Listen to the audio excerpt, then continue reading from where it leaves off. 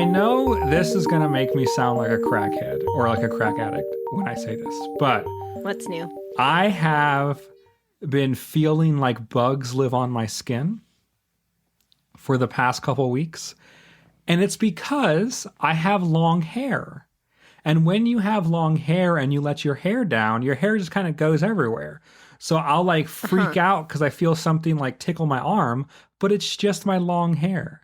So it makes me feel a little bit like a meth addict because I'm always like swatting at myself, trying to get the bug that is obviously not there. Anyways, do any of you have this problem with long hair? No, not anymore since I got it cut. But when you had long hair, do you know what I'm talking about? Actually still don't. Okay. Well, I'm sorry. Okay. Well, people with long hair know what I'm talking about. Anyways. I've had long hair. I never thought I had. I mean, yeah, every once in a while, like you'll feel like, oh, something's tickling me and you think it's something, but not for fucking weeks. What, does it just stop? It's just occasionally, like when it literally is tickling you. If it's like tickling you constantly, maybe you have too many split ends or something. Probably. I do not take care of my hair very well. Welcome to Overthinking Games, a podcast about what video games can teach us. My name is Dempsey, and joining me today are my co-hosts, Katie. Say hi. Hi. And then Seth. Hiya. All right, Seth, now you have to take it away because it's your turn. It's actually Seth's turn. I mean, it's wait, actually, do you want to do the cold open? You do the cold open. No, too late. No, you got it. We've done the cold open. It's been opened coldly. Cold indeed. Hi, yeah, welcome to Overthinking Games. We already did that part. So today's episode, I wanted to talk about you. I want to talk about me. I want to talk about the Toby Keith song. Sorry. Oh, Toby Keith died. That was sad. Rip. Anyways, go on. Yeah, so I wanted to talk about the kind of games that keep us coming back. Because I don't consider myself to be of the personality type that likes to consume media over and over again. So like I watch a TV show like one time and I'm like, I'm good.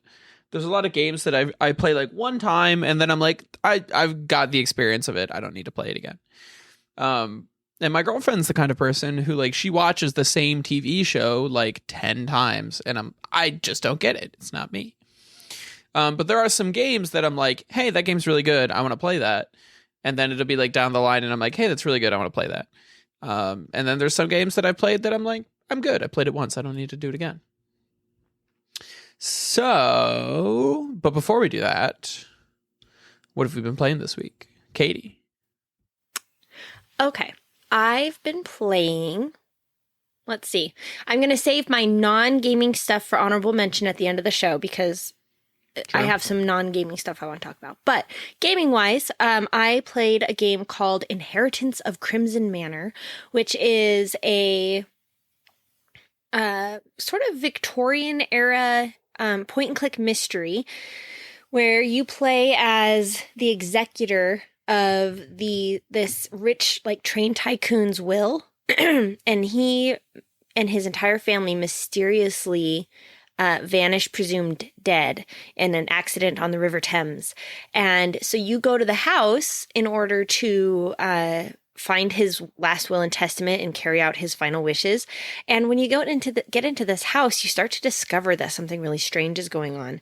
And it is a kind of a gothic horror is how they described it. It's like a gothic horror sort of creepy house, and there's like lots of little puzzles, and like you have to find all the right keys to the doors, and you have to like solve the clock puzzle, and you have to like use the puzzle that you found in the other room to unlock the puzzle in another room. And so it's all very Nancy Drew-esque, which I love, as you guys know. But what I really liked about it was there was a lot of quality of life functions on it that I thought were really cool. There was a map, and if there was an unsolved puzzle, it would have a little stylized icon of that unsolved puzzle in the room, so you would know which rooms you had discovered puzzles and hadn't solved them yet, so you didn't have to be like, where was that thing that I have to find to unlock now that I have the key? which was really nice. They also had a hint system that if you got stuck, you could push H on your keyboard and it would just give you a very small hint. Usually that little hint was enough. I only had to look up like one thing. So I really liked that it wasn't too hard because I like a puzzle game that makes me feel smart. And this game did make me feel smart because I solved things and I was like, oh, I'm so clever. I'm a clever girl and I like this. I finished it in about 2 sittings. So about, 8 hours, but 2 sittings because who gets up on the weekends? Who gets out of their chairs in the weekends when you're playing a mystery game that's a gothic horror? Not me. So I think that's it, I think. Yep, that was my weekend in a nutshell. How about you, Dempsey? What have you been playing? I feel like an actual gamer because I played a video game. And I have not been playing many video games lately, but I played like the first third, maybe the first half of Astrobot. And it is so fucking good. Oh my fucking God. That game is so good. It's so good. It is. So like the Astrobot discourse will be done by the time this comes out. So I'm going to say things that everyone else has said, but it's true. It has a bunch of cameos and like PlayStation references, but it's a really good game even without those. It's so unbelievably playful. It's like a toy. And every part of it seemed like it's polished to perfection. It really reminds me of It Takes Two in like how many different mechanics it goes through. So it's kind of based around you meeting characters from other PlayStation games and getting their powers to some extent. And not even just like first party PlayStation stuff, but and then so that's a big part of it. It's like a celebration of like 30 years of PlayStation. And it's so whimsical and thoughtful, and it's one of the games that just like makes me in awe of what human beings are capable of. Like, so I've been watching the art history crash course and like learning about like the canon of Western artists or whatever. And like, I think that those people are doing like more interesting things. And I think like video games are so unbelievably impressive when done well. And I can appreciate them as if they were I think Astrobot's a masterpiece for what it accomplishes. Like, I think in the canon of art, things like Astrobot need to be included in like what human beings are capable of. And I think video games are interesting because like it's like a Japanese studio that did this, so it's not like Western at all. Although I don't know, we could talk about Japan's relationship with the West, but like it's so like impressive and beautiful. And I think a lot of the people, like I know we still have painters, but I think a lot of like our great artists now do not only work in painting like they did in the 1500s or whatever.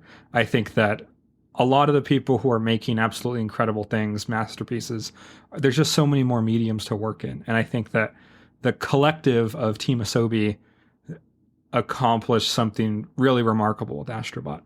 I think unironically a masterpiece. It's so fun. It's so playful. It's like the only game that uses the DualSense controller. And it makes me so angry that like this one production studio is the only people that understand what this controller is capable of. It's like one of the things is so fun. So like there's a wall, and this happens like in different ways, whatever. But like there's a wall, and you put Astro against so Astro puts his hand against the wall, and he has to feel for where the wall is like hollow and like where the wall can be pushed in.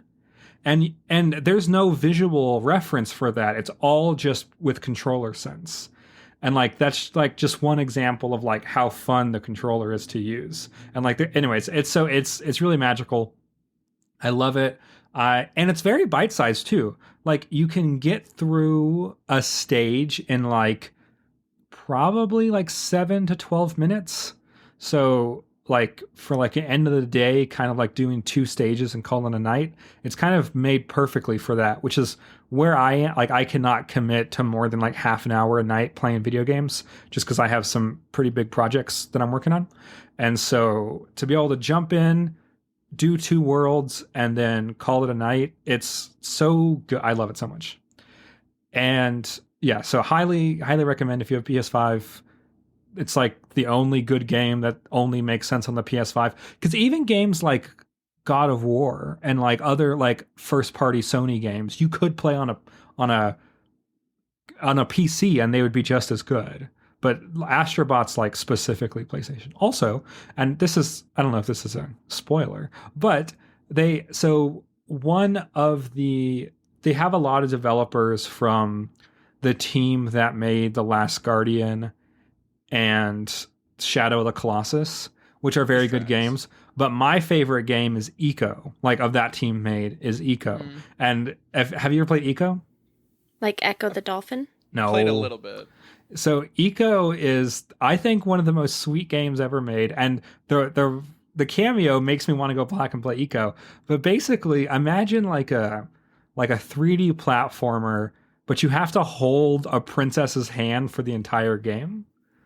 So you are so you are a hero. You're like imagine like a Where the Wild Things Are kind of inspired like child hero.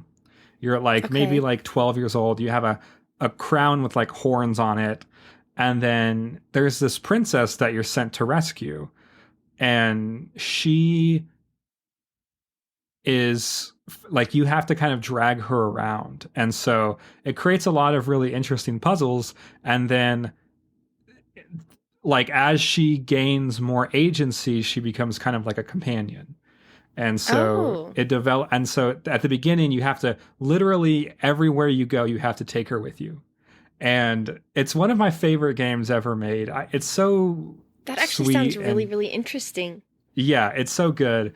And anyways, so it's just it reminded, if you have any nostalgia for like PS2, PS1, even PS3 era games, like this will be just a flood of nostalgia for you. So anyways, Astrobot, very good game. And then I have been playing Solitaire. Like copious amounts of Solitaire. And you know, that's also something that I've been doing. Mostly because I have to watch a lot of footage back for a project that I'm working on. And so, because it'll be like 10 hours of footage. And so I have to watch all this footage back, and I can play Solitaire while I'm watching the footage back. Nice. So if you are an editor out there and you know what I'm talking about, I highly suggest getting really into Solitaire. I'm like into it now. Like I can like see it, like people, like how people see strategy. Tetris. Yeah. Like how, like the Tetris effect, but with Solitaire. I'm like slapping things because I'm like putting jacks down on queens and things like that. Anyways. I have a question real quick for you guys. Have you heard of a game, just talking about games that look cool, have you guys heard of a game called The Times and Galaxy? It came out in, I think, maybe June of this year. You play as a little robot, and you are a journalist, and you go around interviewing people in order to write news stories. And the description, a reviewer described it as Mass Effect minus the fighting. So it's all of the like dialogue options and like choosing what kind of person you're going to be and what kind of story are you going to tell. And it's by the same publisher that did Citizen Sleeper, called Fellow Traveler is the publisher. And they did NeoCab and Coffee Talks and all of those kind of sort of visual novel-esque kind of games that are mostly dialogue based. But it looks super cute, and it's on sale right now. And I've been like debating with myself. I'm like, I should get it. I shouldn't get it. I should get it. I shouldn't get it. It's a hard challenge. So speaking about publishers that publish amazing games, Annapurna, who has published so many good games, like millions upon billions, like like most games that people put up as like the best indie games ever made, like a Critically good chunk of acclaimed. those have been published by Annapurna, and all of the employees just left, just quit. What? So now Why? You didn't hear about Annapurna this? Annapurna doesn't exist anymore. What? And Why? I'm so hurt. Like I am so like they gave me Outer Wilds.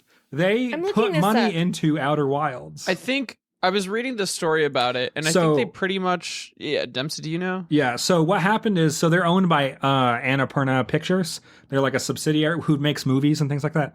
So Annapurna, if you ever saw where Christian Bale plays Dick Cheney, Vice, or The Big Short, those are, anyways, the point is, Annapurna Pictures makes movies, and Annapurna Interactive, which is the video game publishing arm of Annapurna, was trying to spin itself off into kind of its own company.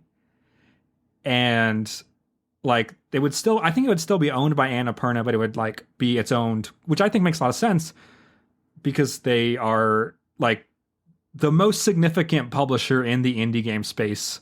Like them and Devolver, and that's it. Like they're so important, and they were not allowed to move to independence, and so all of their staff, like 25 people, just all resigned at the same time. Holy crap. So what happens to them? So they have promised to anything that is currently slated to be published. They promise to still put that out. And according to like the one person who was like the boss that's still there, they say they're just going to try to build it back up with new people. And I don't even know, like there had to be some kind of like really like a lot of belief and investment and good creative synergy and taste making from that group of people.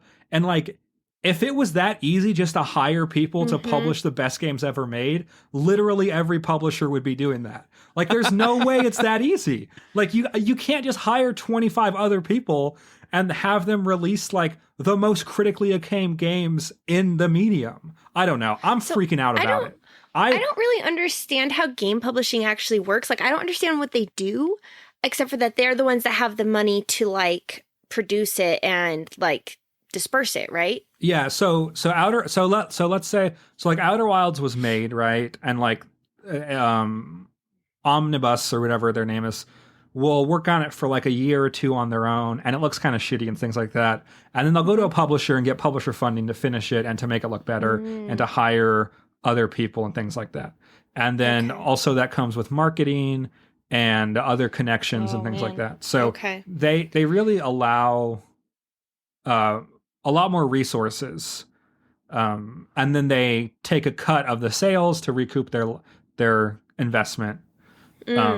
So yeah, because like that's what I noticed with Fellow Traveler. I think is what it's called. I was looking at all their games and I was like, I like every single one of these games that I've played. They're all made by different studios, but like their taste is my taste, and I like everything that they like.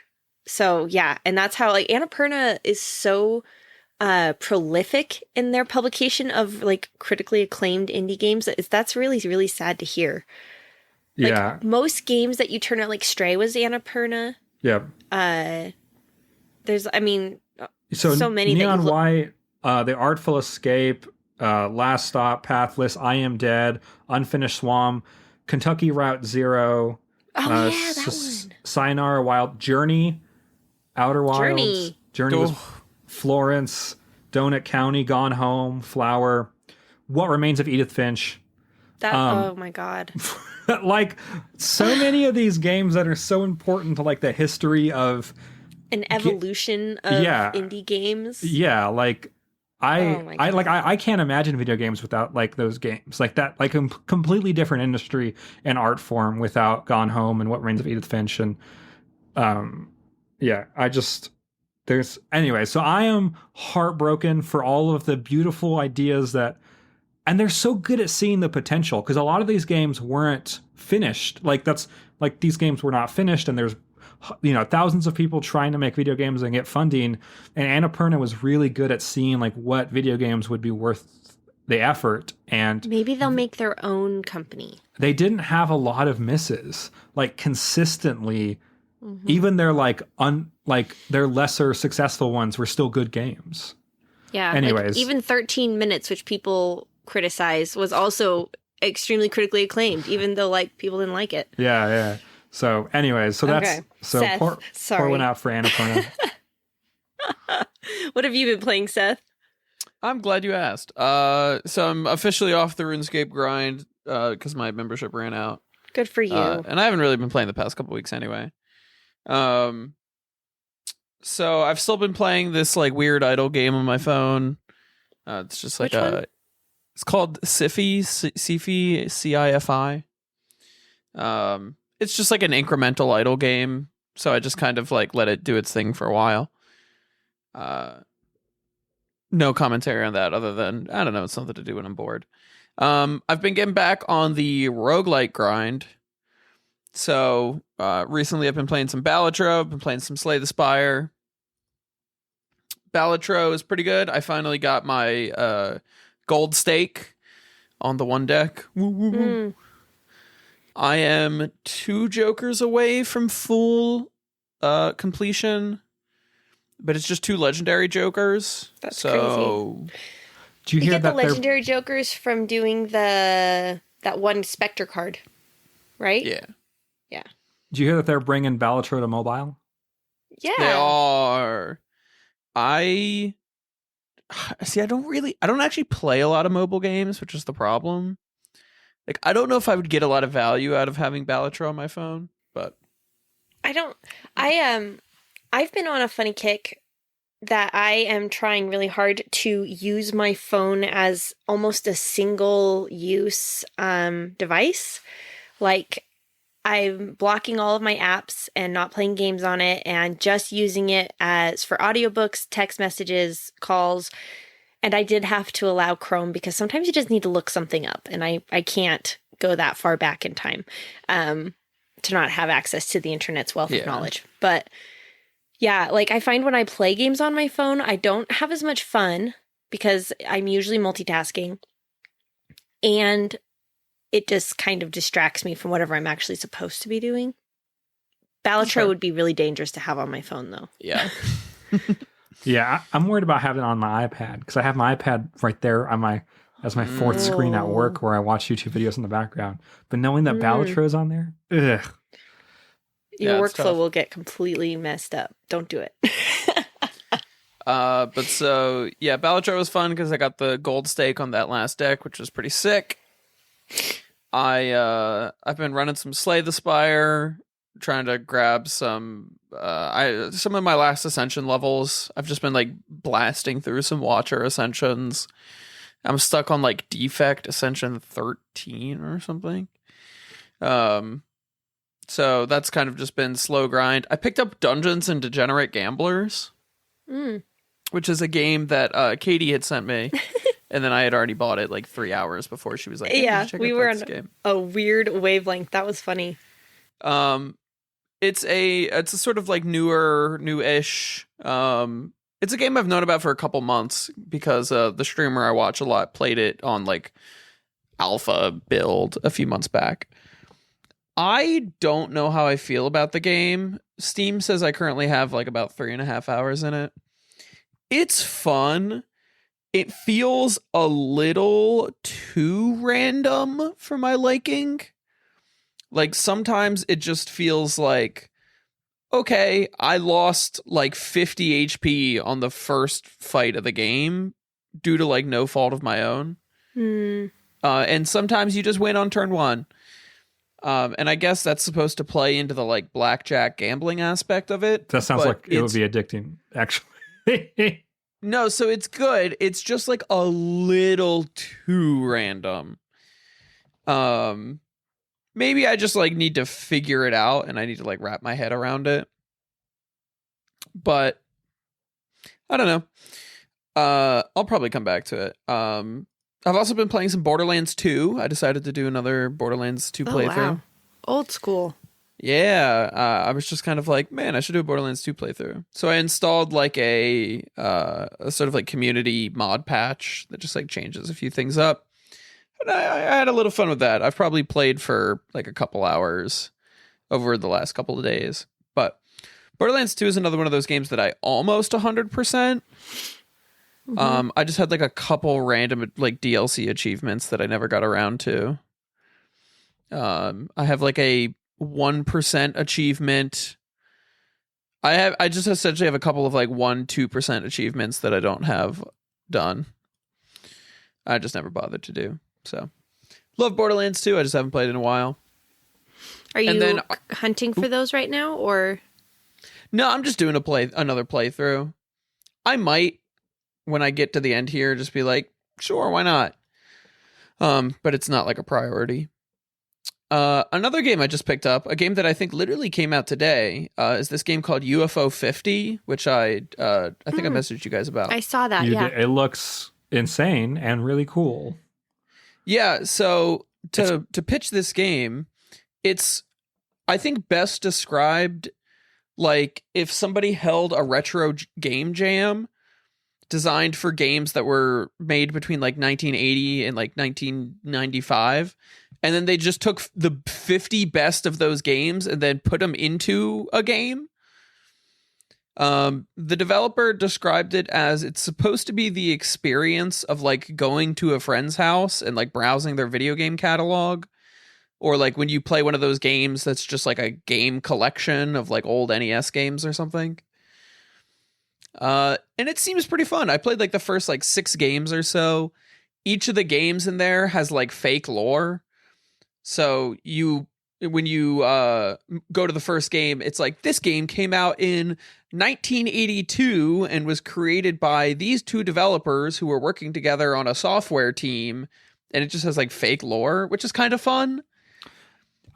So what I have heard is that there's like a meta narrative as like you play through the games, and yeah, what I'm excited franchises to sort get of to continue and what don't, and things like that. Yeah, so that's actually the cool thing about it is because it has like a little info blurb with each of the games, and because it's sort of like emulating this idea of like a games collection game, sometimes the little blurb will be like, oh, this is like the first game in the Mortal series, which would eventually go on to become like the publisher's most famous series.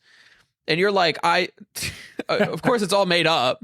So, but it's cool to see that and be like, oh, okay, I'm playing like the first game in a series, but like a series that doesn't actually exist. It's all like self-contained within the game. So what I am interested is if like the more like when they get to like the 90s and the 16-bit era and they have like RPGs, if they actually feel like full like proper RPGs, or if that's what the description said. Like the description says that there is apparently a full-size JRPG included. like that's insane. Like I'm gonna get like a Final Fantasy VII experience within this 50 games. Yeah. So like, yeah, it says there is a full-blown JRPG in the collection. That will take like, several hours to beat or something like that. Yeah, but like a lot of the games, especially the ones I'm playing right now, which is I played like the first like 6 games that the company published, right? They've just been like arcade style games. Sure. Like there was one game that was like the very first game you play is like, oh, you're in a castle and you're just kind of like exploring. It's very like Metroid-esque. And then like some of the follow-up games was like a sort of like asteroid style thing. There was one where it's just like, oh, you just like walking around and you collect these little like pink slimes and then you like drop them off to get points. There was another one which was effectively like Splatoon, where you have to like cover the map in paint, but you're like a little race car and it's like Pac-Man style. So like they're doing really interesting spins on these like micro games. which I've really been enjoying. It's been cool just to be like, oh, this is like a little mechanical exploration that like doesn't even make sense as a full game. But like it makes for a great little arcade game. What's it called again? It's called 50 UFO or UFO 50. And that's where I sort of, the game gives me the vibe of like Inscription. Like I feel like there's going to be like a sort of big meta narrative thing in the game. Like it's not just about playing the 50 games and sort of exploring it, but I feel like there's going to be a twist somewhere, and I just haven't played enough to discover what it is. Because they have this thing called the terminal in the start menu where you can put in like special codes, but I haven't discovered what any of those are yet. That's I think cool. it's supposed to be like old school like arcade machines where you can like, oh, put in the special code and then like it gives you like a power up or something. But I'm sort of wondering if it's going to play into like a bigger mystery. I don't know. I'm excited. Interesting. But it looked fun conceptually, so I was like, yeah, I'll try it. And who did you say was the developer? It's the same guy who made Spelunky 2. Okay. He published and developed it. His publishing company is called Mossmouth. But notably, he's Derek Yu. He's the guy who made Spelunky 2 and Okay. Spelunky, which are like fantastic games. Right. Is Spelunky the one that's a really hard roguelike? Yeah, where you like go down through the mines and stuff. Mm-hmm. Yeah. Yeah. Cool. So I'm excited to try that out. But anyway, It's speaking of fun to Spelunky 2, Oh, go on. what were you going to say, Dempsey? I was going to say, No, it's fun to see our tour game developers do fun stuff like this. Like the guy who made the Return of the Obra Dinn and Papers, Please, he did a game for the Playdate, which is like you know what the Playdate is? So the Playdate is like, imagine a GameCube, but made in 2020, but it's monotone, so just black and white screen. I don't think it has a backlight. It's like a Game Boy, but it has a crank on the side. Oh, I do know. Yes. what is this called? A Playdate? I didn't know that's what it was called, but I know the device that you're talking about. Yeah. Yeah, and you can sideload like community-made games, or they have official games and things like that for it. Are Anyways. those still being made? That's That did I not think exactly so. take off. Yeah. They're kind of like a luxury product. They're kind of expensive. Yeah. But he made like a game specifically for the ecosystem, which I think is very fun. Interesting. Papers, Please is one that I want to talk about in regards our topic tonight. So I'm glad you brought that up. what about it? Oh, well, just that so we're talking about games that make us keep coming back, and like why do we spend so much time on certain games and, or one and done on others. And Papers, Please is one of those games that I tried out not knowing what it was at all, really, and became completely entrenched in. Like, I could not stop playing this game for probably about 3 weeks. Played it obsessively. I think I put at least 100 hours into it over the course of that, 3 weeks. And it was a roguelike, so that's part of it, obviously, like that roguelike feeling of I can go further next time. I know what to do this time, maybe this will be the run where I, do better. And then there's different endings. There's, I think, 17 different endings. And I think there's more than that. Is there more than that? There might be. I think I got 8 or 10 of the different endings. And by the time when I finally got there, I was like, okay, I'm good. I got what I want out of this now. But it was like this frenzy. I could not stop. It was all I was thinking about. I was staying up too late playing it. I was playing it every minute that I could. Nothing else lived on my Steam Deck. And then when I had enough of it, it was like a switch was flipped, and I was just done with it, and I haven't gone back to it since. But there was something about it that was just so engaging. And partly I think it was the gameplay is really meticulous and detail oriented, and I really enjoy games like that, even though I don't really enjoy that in my real life. And combined with the sort of like Russian spy narrative. And those two things combined made it for this like really weird magic potion that I just could not put down until eventually I was like, oh, nope, I get it now. I'm good. And now I've, bounced off. But it was like 100 hours in like weeks. Katie, don't you work in like one of the most detail-oriented areas of education? Yeah, but the part that I like about my job is teaching the children, not doing the paperwork. That's fair. I like teaching kids who can't learn in regular ways. I like working with kids that need different approaches and that need a different pace. I don't like all the fucking paperwork. That's fair. Dempsey, any games that keep you coming back? So I don't play any live service games. So Katie, I would say, has Warzone, which is different than me. Oh my God, thousands of hours. So, and I don't have any live service games that keep me coming back. I will go back to a game if I have not finished it sometimes. Like I will, like Horizon Forbidden West, I jumped back into for a little bit, even though I put a lot of hours into that game, but I never rolled credits on it.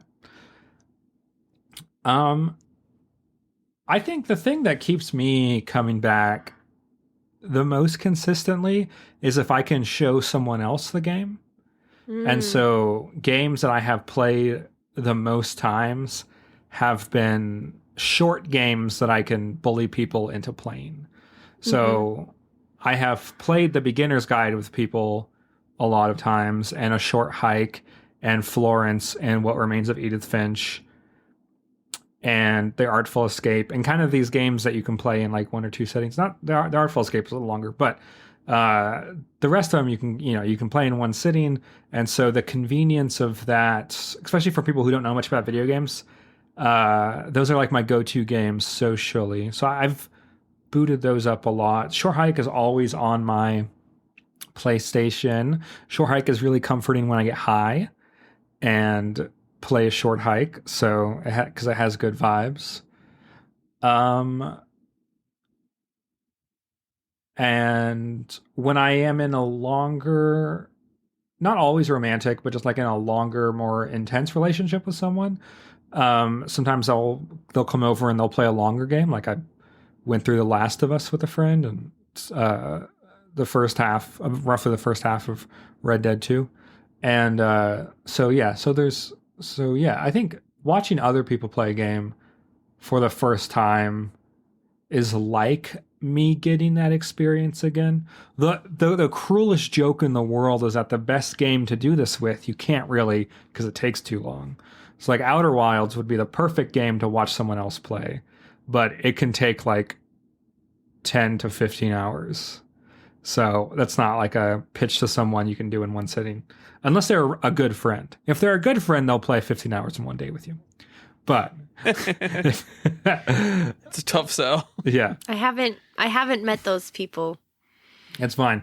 They'll do a Lord of the Rings watch with you, but because it's about the same length. Yeah, they'll do that. And I'm like, there's games that I will go back to, like Minecraft over the years. I will play Minecraft for like 4 hours once every 2 years. I think and Skyrim.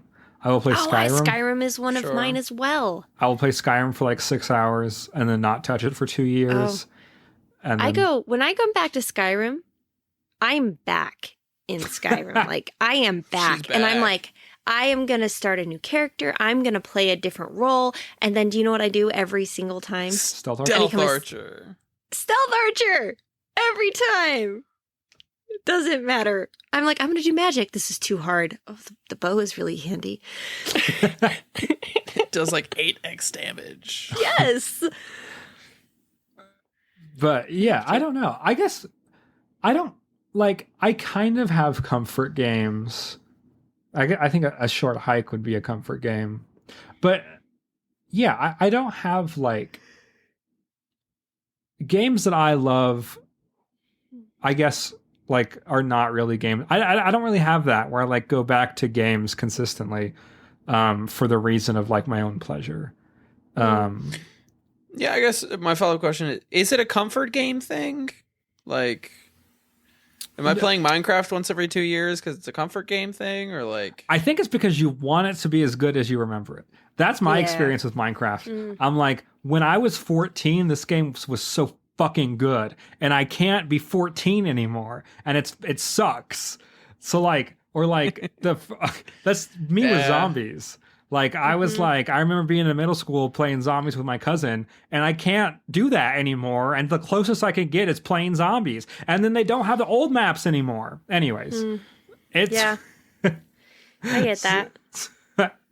So, And I think a lot of the games that I end up going back to, so obviously Warzone, but Warzone I only ever play if both my mom and our trio squad mate is able to play. Like if it's just one of us, like we never duo, we only ever trio. And so it's very much like a social thing as well. Like we'll text each other. We have like a group chat. We'll be like, hey, want to hop on? Want to murder? That's what we call it, murder. It's very, if anyone ever checks our phone in like an investigation, it's going to sound really bad. We're like, hey, are we murdering tonight? And then we'll hop on and we'll play for, an hour or something. So it's very much like kind of a social thing. And also like it's not a fun game to play with random people because random people suck. They don't communicate and they don't know the routes that we like to take and our strategy and blah, blah, blah. So in that case, it's like getting to play a little bit of an adventure, like when you're a kid playing war or something out in the neighborhood. It's like that from the comfort of my own home with a beer in my hand. It's great. But other games that I play or keep coming back to are by and large roguelikes. So I've been playing that one, Cobalt Core, which is the spaceship roguelike. Been playing Balatro, Slay the Spire. I have a lot of hours in Slay the Spire, and I don't have anything to show for it. I'm really bad at Slay the Spire. I have like hundreds. I think I'm at like 200 hours on Slay the Spire, and I'm on like the second ascension. Like, I'm really, really bad at it. But I come back to it because there's a certain I think relaxation to the gameplay of those kinds of games. They're all of them deck builders, so it's turn-based. And they're really a good game to play when you don't want to have to think too hard, which is probably why I never make it past the second ascension, because I don't think about it hard enough. Katie, have you ever played FTL? No, but I have it. My brother has it, so I have it downloaded after you talked about it, but I don't know what it is, so I've just been looking at it and not playing it. You should give it a shot. You'll like it. Can I play it handheld on my Steam Deck, or do I need a mouse and keyboard? You should be able to play it handheld. I think it has an iPad version, so. Oh, okay. Yeah, because I like to have something that's a little bit less brain intensive or less emotionally intensive compared to like a lot of the story games that I prefer. Like, I don't have it in with me to play like Baldur's Gate 3 for 20 minutes before I go to bed. That's a game that you need to be like, okay, I'm going to play for 2 hours. It's so games that are less of an emotional investment, I can spend a lot more time on. Yeah, FTL is not an emotional investment, but it is the kind of game that will just kind of kick your ass. I have 150 hours in that game and I still play on easy mode.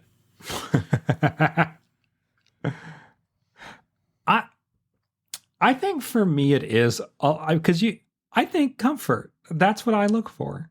Mostly is comfort. I'm comfort and nostalgia. Like I remember how much I love playing Florence, and I want to get that from other people. And I remember how much I love Minecraft, and I think that is the only game that I go back for mechanical satisfaction and not nostalgia. Although nostalgia is part of it. Is Fire Emblem for the GameCube. Actually, a great strategy turn-based game, and I will play Path of Radiance over and over again because I like the mechanics. So, but also like that's the first game me and my mom played together, and so there's a lot of nostalgia in that game as well. So I think like mostly I am looking for an emotional experience again. like rather than a mechanical satisfaction. I think like there's so many games that are so like, if I want to play a deck builder instead of going to Slay the Spire again, I can, like if I want the mechanical satisfaction, I can go something else. I don't know. I like novelty and nostalgia. Those are the two things I like: novelty or nostalgia. So, I used this example before that like my girlfriend's the kind of person who like rewatches the same TV show over and over again, right? Katie, you said you're a comfort show kind of person too. Mm-hmm. So, but then like why we have some games that are like very meaningful to us, but like I don't necessarily want to play again. Mm-hmm. Like I've played the beginner's guide. I've seen other people play the beginner's guide. I find that it's a very meaningful game for me. I don't really have any desire to play it again. Yeah. So like what's the deal with that? I don't really play story games again either. Like I'm literally waiting for a couple of years to play Citizen Sleeper again so that I can forget everything that happens and play it like it's new. But when it comes to story games, like I don't go to old story games looking for like, yeah, not really, no. I think the games that I've put the most hours in are not my favorite games, which is interesting. Yeah. Like Citizen Sleeper is probably my top favorite game of all time, and I beat that in about 12 hours. And like I beat it. I moved on to other things. I'm done with it now. It's the best game I've ever played. Yeah, I think it would be like a hard take to be like, if I wanted to play like I'm sure I could play the beginner's guide again under some sort of like new lens. Like I could be like, oh, it could be interesting to like play beginner's guide. And it's a game that's interesting to play again once you sort of like know the twist and you can kind of like go into it seeing it. But that's different than sort of what I mean, I guess. Yeah, but even if the beginner's guide was like a movie, it's not like a comfort movie. Like the beginner's guide is like a psychological thriller about two friends and one of them is unhealthy. Unhealthy relationship. It's like The Lighthouse. Like I don't know how many people consider that movie their comfort movie. I think like Stardew Valley though, people will go that. I think people will go back to Stardew Valley like people rewatch Parks and Rec.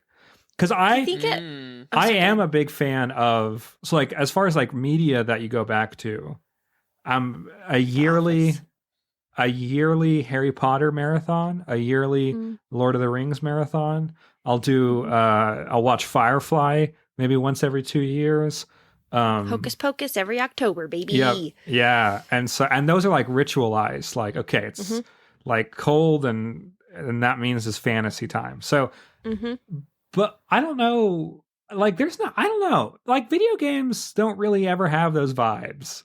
Like the Lord of the Rings games do not have the Lord of the Rings vibes. I don't know, like you just don't get, there's nothing that, I don't know. I just don't think there's anything that can recreate the vibes of like The Office or Parks and Rec in a video game. Yeah, but like, why not? Isn't it the time investment? Like even a short game is normally going to take longer to play.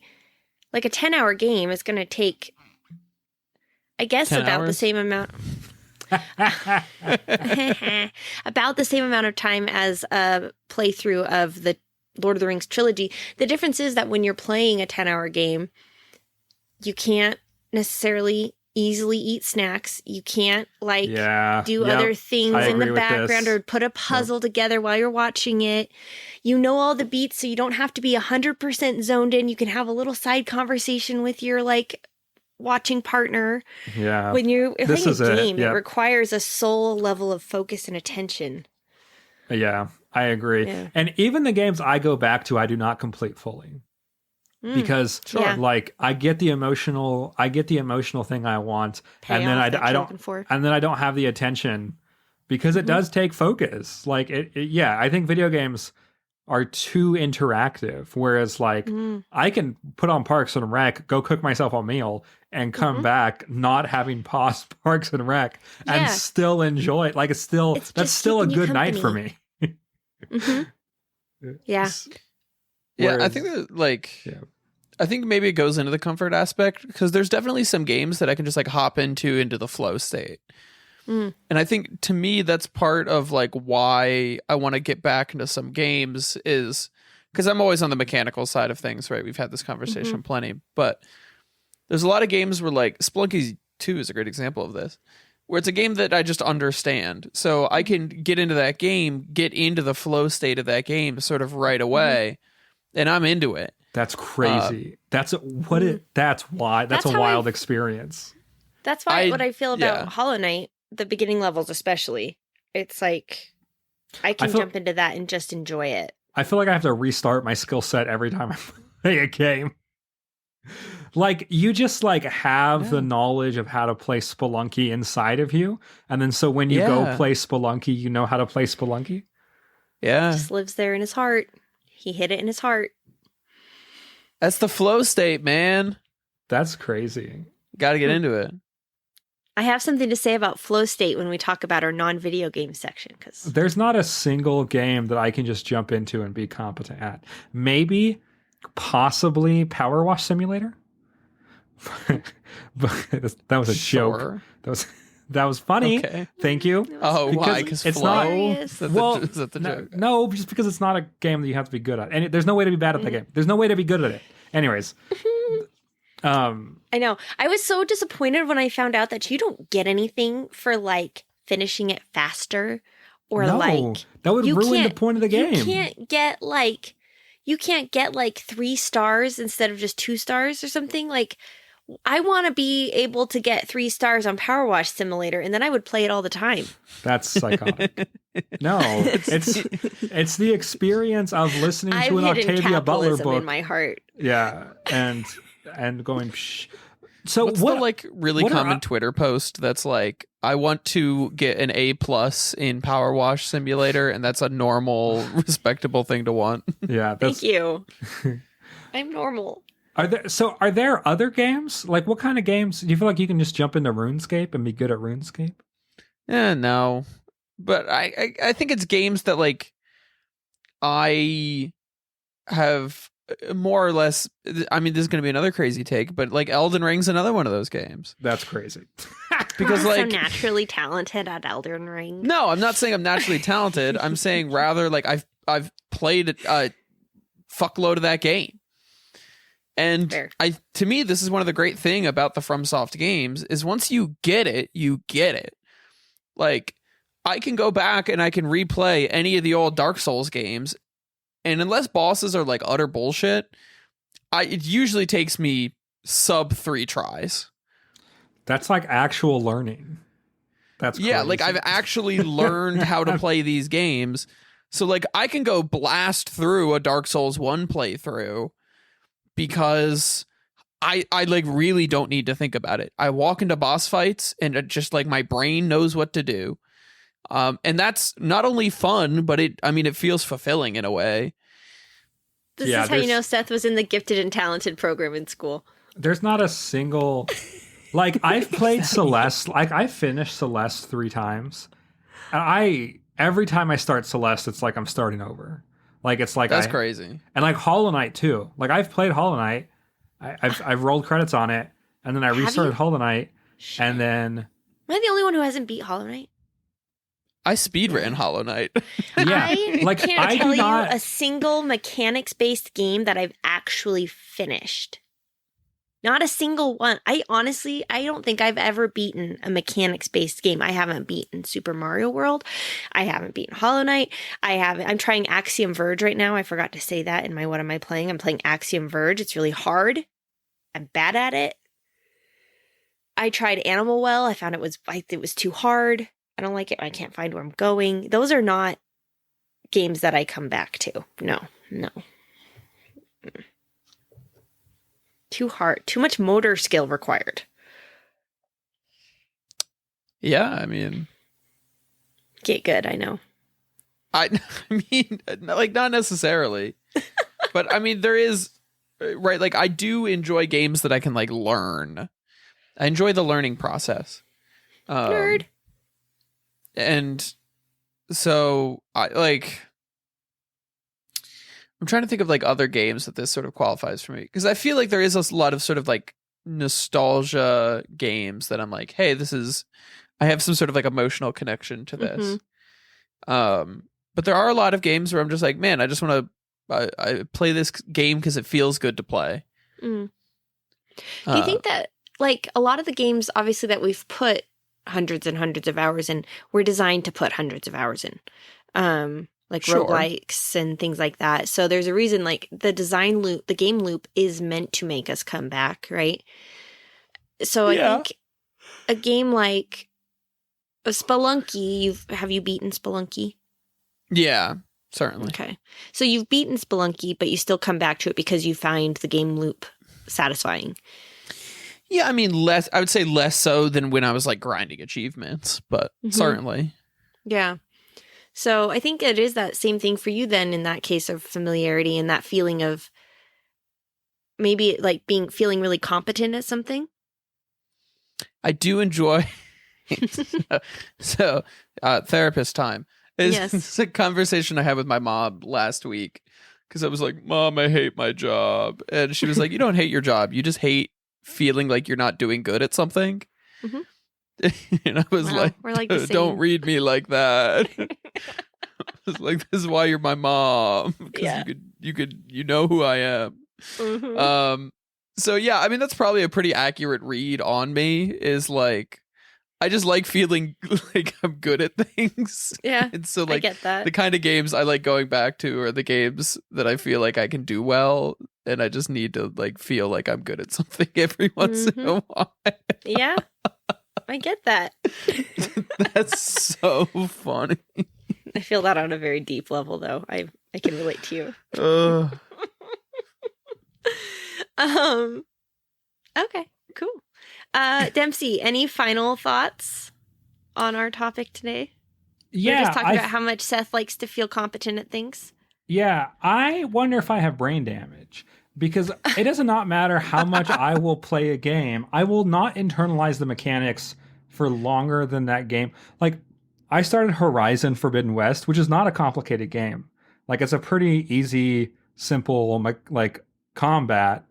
And I really had to, like, take 5 hours to relearn how to play that game. Like, genuinely, my first 5 hours back was trying to figure out, okay, Did this you is start how over at the beginning? Nope. Just jumped into the middle. That's why. And like, this is how the bow feels. This is how it feels to switch. This is how much, hang time I get. Like, none of those things, I could put 50 hours into a game. Like, none of those things will internalize inside of me. Can you ride a bike if you haven't ridden a bike in a long time? Yeah. Okay.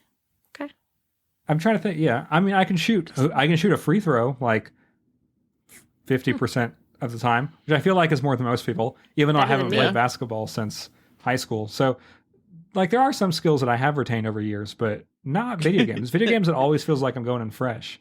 And so, like, the emotion has to accompany the skill, the effort that it takes to be skilled. Like, if it, like, Hollow Knight, I think one of the reasons I will play for 10 hours and then not finish it is because, like, I already know what emotion I'm going to get out of it, and also it's really hard, and I am not better at it, so it's not worth the rub, I guess. I don't know. That makes sense. But maybe I have brain damage. I will get a CAT scan tomorrow. Okay, that sounds like you got the money for that? $dollars. Yeah. Yes. We've got just a couple more minutes for things that aren't video games. Did you have a final thought, Katie? I talked about it with, I think I already said mine with Seth. Okay. All right. How's the Expanse coming? No spoilers on book 3. No spoilers, extremely good. But the thing that I really want to talk about is also book related, but I got a cool device. Okay, I know we love devices here. I got this cool device. It's called a free write. It's called an Alpha free write. And it is a single purpose typing device. It has a little screen that's about 2 inches tall and about 4 or 5 inches long. So it's like a little rectangle. And It has Wi-Fi so that it backs up to a cloud, backs up your draft to a cloud, but it's just a keyboard and a tiny little screen. And they made it a pain in the ass to maneuver inside of the screen to make it hard to edit because it is purely a drafting device. And it has blown my mind since I got it because I've been a writer since I was little, like since I could write, I've been writing like stories and stuff. And as I've gotten older, I've become much, much less prolific. Don't make time for it. When I do try to write, I end up just rereading what I've read before and judging myself like really harshly and not getting anywhere. And so I got this device thinking, well, I'll just try it out. And, it has a 30-day return policy. If I don't like it, I'll take it back. I wrote 8,000 words in 2 days. Wow. On work days. The power of taking away the backspace key. And there's a backspace, but it's like I can't see enough of what I've written to be like, oh, this part doesn't go with the previous part. I need to delete everything. I can't get on the internet. There's no browser. There's no notifications popping up. So like, Seth, you're talking about that flow state. I so rarely feel flow in my life. And since I was like taking the distractions away, my story is just pouring forth. And I have a goal now. I'm going to try to have an 80,000 word manuscript, like really rough draft, finished by December 14th. That's 90 days from the day I got my little device. It's only 888 words a day. I can do that. So I'm super excited about that. And it just has really brought to mind how much distraction there is in like everything that I do. So I think that might actually be maybe the next topic that I bring, which is talk about distractions or something. But I'm getting distracted. So back to my point. It's just super exciting and I'm stoked. And I'm going to go camping this weekend and I'm taking my little device with me because it has a 100-hour battery life and I'm going to go and type my story out in nature and I'm so excited. That's what I've got. That's all. Yeah. Anything for you guys? I've been watching Mad Men. Oh, still? How's that going? Yeah. It's good. Well, it's like 7 seasons, and I watch like an episode every other night. So I'll be watching Nice. Mad Men for a long time. I have been working on a nature series, which has been very fun. I like science. I think scientists are my favorite people in the world. Seth, how's that make you feel? I am in science education. I'm not a scientist. Oh, okay.